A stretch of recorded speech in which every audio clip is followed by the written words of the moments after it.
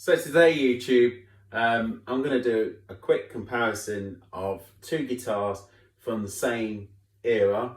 A Squier made in Japan E series.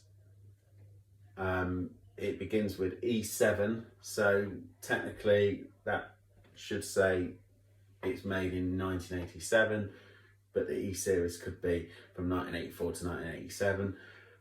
But I'm going to compare it to Squier Bullet from the same sort of period, also an E series, and it's a E7 as well. So technically that should be made in 1987, and I believe that is true, that one is made in 1987. It's a very, very early Korean one, and they started production in 1987. It was like Japanese wood and Japanese parts going to Korea, and basically that guitar I've had a long time now, and I love picking it up and playing it.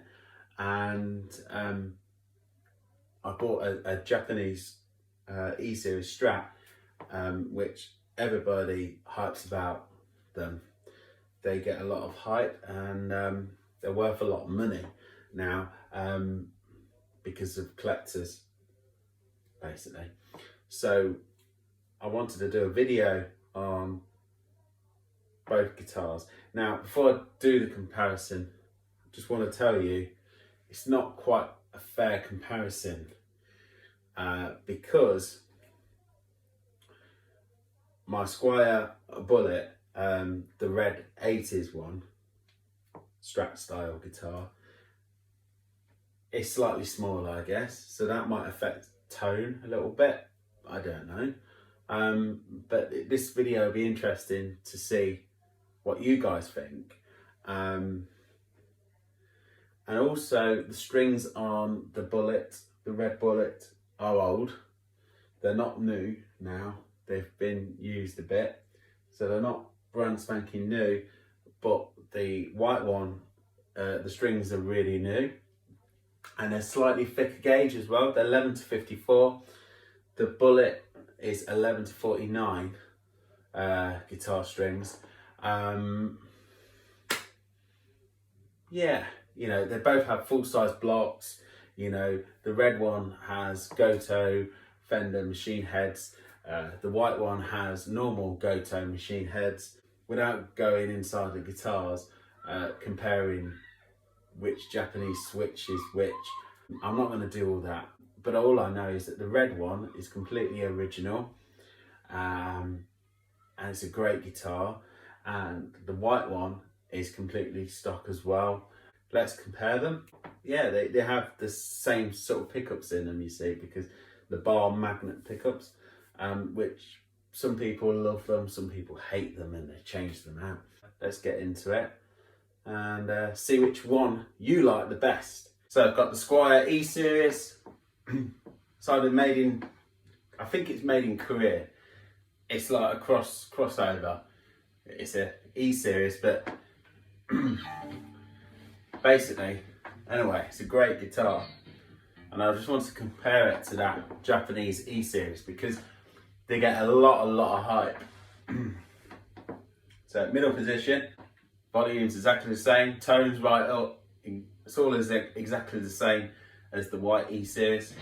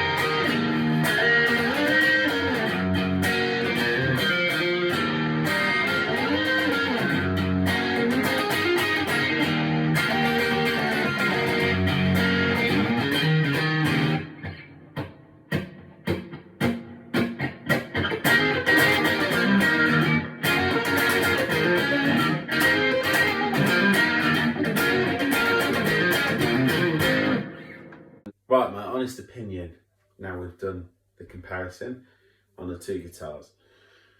The red one is getting a lot of love. I've had it a while, but it's getting picked up a lot and being played. And the frets are wearing fast. And I'm going to need to refret it. They're the original frets in it, from what I know. And eventually that's going to need a refret. It's got a lovely dark rosewood, comparing it to the white E series. The truss rod's at the top, the truss rod's at the bottom on the Japanese one. Now, if somebody says to you, an E series made in Korea has the truss rod at the top, and an E series made in Japan, Squier, has the truss rod at the bottom, like a 62 reissue, then they're talking rubbish, okay? Because there is E series Strats and Squiers I've seen as well. I've seen over the years with the truss rod at the top, just like a Korean one. So it doesn't really matter. But technically, the ones what I've got the truss rod at the bottom are more likely the early ones from, you know, when they were making the JVs and whatever. They're more likely more earlier necks, because they were making the reissues back then to an exact spec. But yeah, don't take that as gospel. All the Korean ones do have the truss rod. The early Korean ones like E7, E10, they all have the truss rod at the top. But there is Japanese, mid 80s as well, Japanese ones with truss rod at the top. A lot of the contemporary ones as well. Some of them had the truss rod at the top and stuff.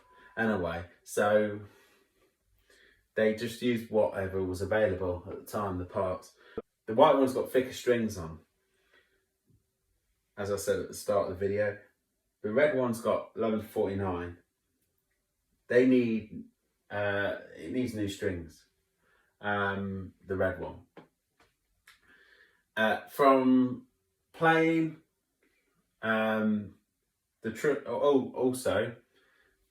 on some of these Japanese E-series Squiers and Fenders, they had the skunk stripe at the back. Some didn't have the skunk stripe at the back. It's just all preference, really, what you like.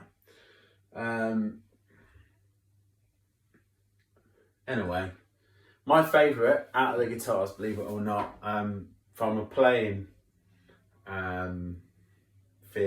feel and just how I bond with the instrument, is the red one.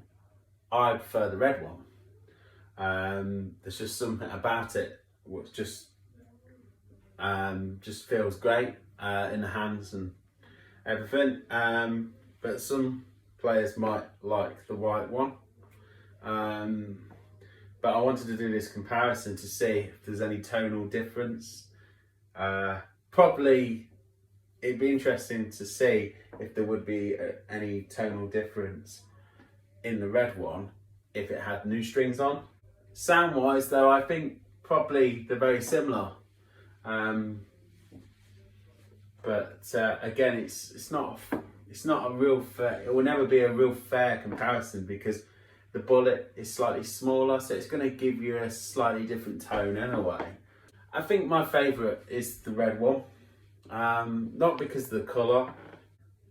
I think when you get an old guitar and it's literally mint,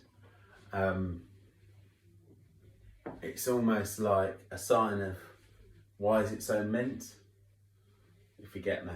You know, I'm sure there's like Japanese Squiers from 1982, the JVs. I'm sure there's ones where they play like dogs. I might be wrong, but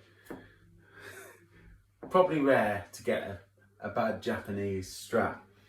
But you're more likely to get a bad American Strat or a bad early Mexican Strat. But I'm sure there's ones which don't play as well as others.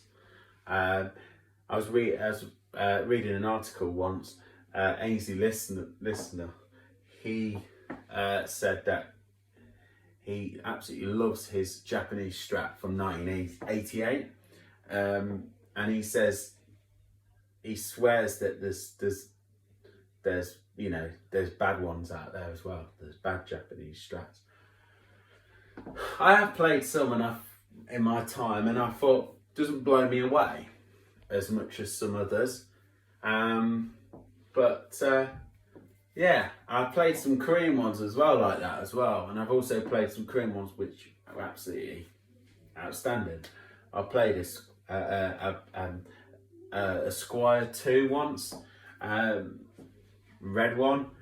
The neck was absolutely amazing. One of the best maple necks I've ever played in my life.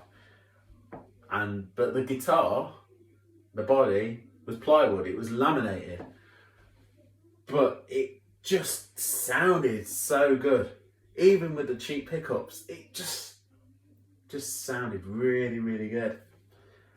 I don't know what it was, but what made the guitar so you know, good to play and sound, don't know. It's all wood, isn't it? It's all wood and everything, and yeah. So I've played Mexican ones where they don't play very good at all. Play like dogs. American Strats as well. Not blew me away. Some of them played like dogs, to be honest. So yeah. Anyway, see which one you like best. I'm giving out the secrets too much here.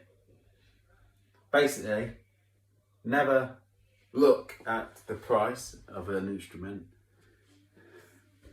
Never look at the headstock. Play it. Make sure it feels great. If it feels great and sounds good, not even plugged into the amp, it means it's gonna be a good guitar. That's my opinion. After that, if the pickups don't work, so what? You can sort that out. Get new pickups, get it rewired, whatever. But yeah, don't overpay either, you know, for something. Even if it sounds great, you don't want to get ripped off. So yeah, thank you. Thank you very much.